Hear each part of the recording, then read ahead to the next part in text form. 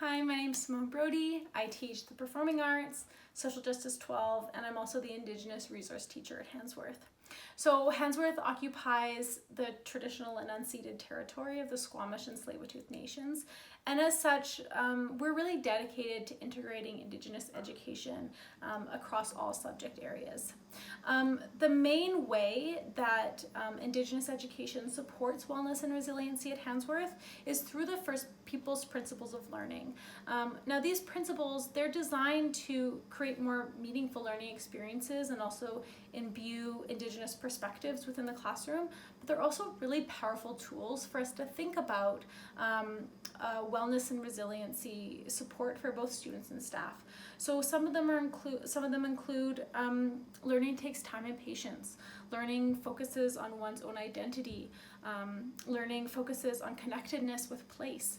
And when we have these things, it allows us to sometimes feel a little bit more grounded and supports our resiliency across all areas.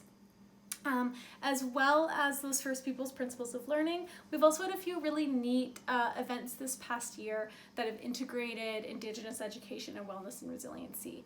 We had author and journalist and activist and scholar Nigan St. Clair come and speak to us, and he talked about this importance of developing your agency and being empowered in different activist movements as a really powerful method for developing well-being.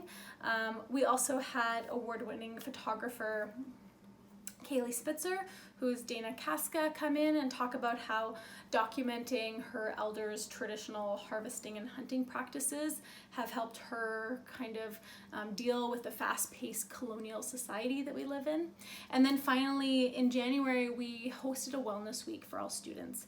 And as part of Wellness Week, students in my social justice class, some were Indigenous, some were settler, they came together and they offered a workshop on Indigenous wellness.